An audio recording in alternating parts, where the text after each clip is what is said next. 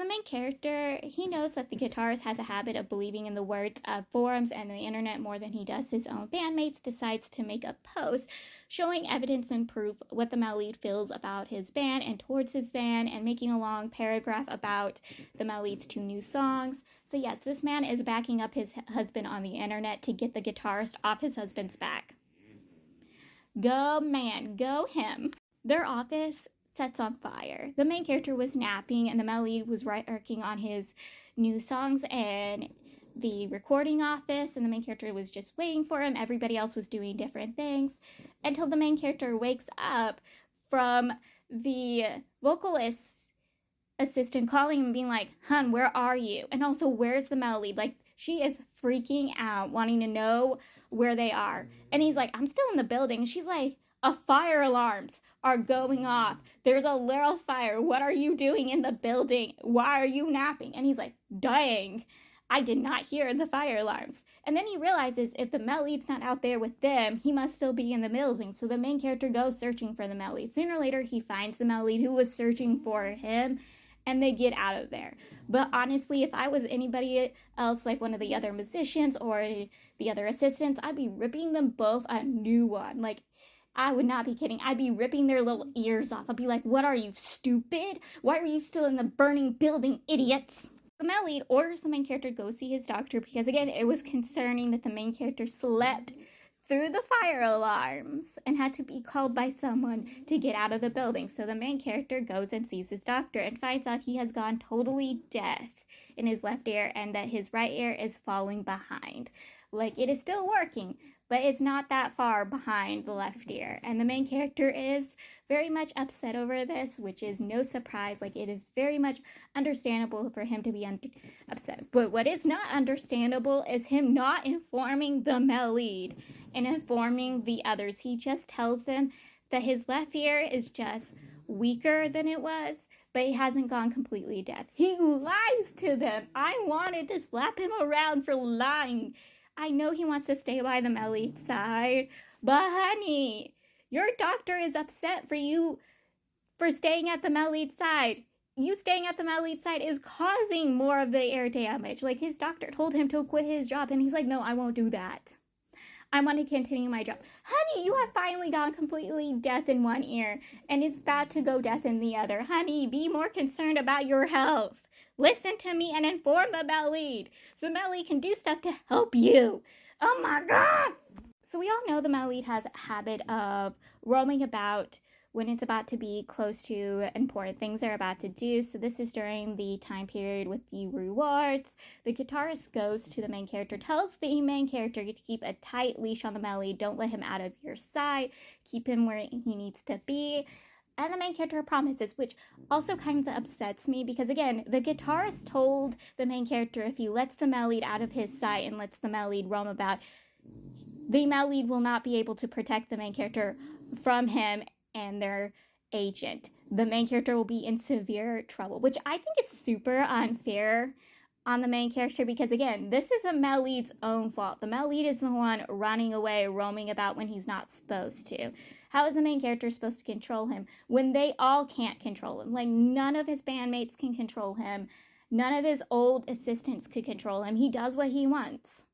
And is that true? Like, he barely even listens to the main character. But he does. There are times where it's proven that he will listen to the main character more than anybody else. But I think that's upsetting. But he does end up roaming about. The main character had thought he roamed about, went after him only to find out he hadn't because the male lead shows up beside the main character being like, "I followed you out when I saw you about to leave, so I decided to leave." So yeah, they have a romantic date, going in different shops, going to the beach, watching the sunrise. Like, they were just being really sweet.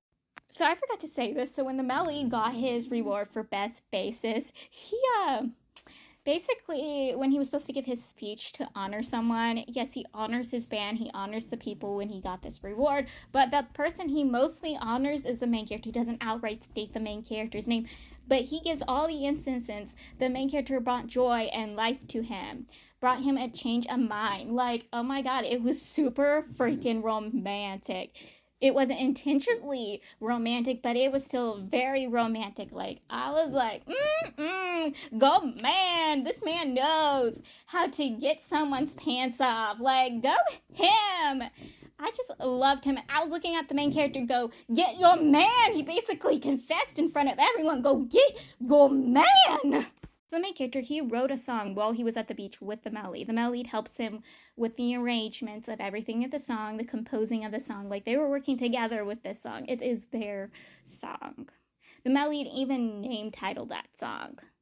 Well, someone gets their eyes on this song. This is a dude who was a judge at the competition show the main character was part of, who had pushed his chosen person to be a finalist outside of the main character.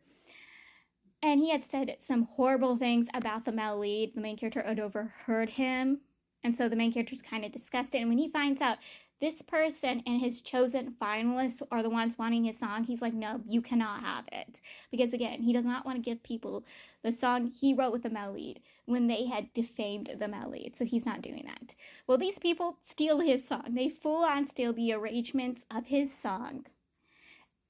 He is upset with it. Like, he posts about it. Like, he makes a post about it. Like, there were people already talking about it because, again, he had posted his song. They posted their version of the song. It was very much a battle on the forums. And he makes a post stating about his thing. And the male lead backs him up. He posts on it being like, yeah, this is our song. This is the main character said. Back off. Back off. And this person tries suing the male, like, states they want to sue the male lead for defaming. They go through the male lead's agent who tells the male lead, and the male lead's like, bet. I know they won't do it, but bet. See if they can sue me for defamation. We have proof that the song is the main character's. And the main character's like, yeah. If they try suing the male lead, I'll sue them. And they don't. Because, again, the male lead knows they won't do it because they're cowards. And so they don't. And I was like, yay, the male lead backing up his husband and the main character backing up his husband. Them working together to back each other up against some ruthless, horrible people. The male lead, the main character, and the drummer, they go to a clothing store because the male lead and the drummer, they need new clothes. The male lead already picked out what he was getting, and the drummer was taking his time. Like, the drummer is basically propping himself up in front of the mirror, telling the male lead to have patience and give him attention and affection, because again, if he was a girl or the male lead's girlfriend, the male lead would. And the male lead, like, why whenever you have your fantasies, why are you always making yourself out to be my girl or my girlfriend? Which is another reason why I think maybe, like, I didn't say it back when I was talking about book 1, but I think the drummer has feelings for the male lead too. I'm shipping it. I'm shipping it the way the drummer acts with the male lead. But anyways, the drummer's just having fun going through the clothes, trying to pretend to be the male lead's girl or girlfriend.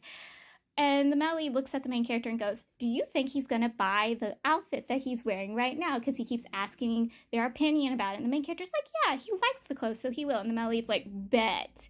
If I win the bet, you have to do what I ask you. And if you win, I'll do what you ask me to do. And the main character's like, bet. And the main character loses the bet. The male lead hasn't told the main character what he wants yet. But now he has that over the main character's head. So I'm a little excited. Also, the male lead has shown his jealousy towards the main character's favorite Japanese rock band. And the man was jealous when they went to see them. Especially when he sees the way the main character was looking at that bassist. He was very much looking at the bassist like the way he looks at the male lead. And the male lead was not happy about it.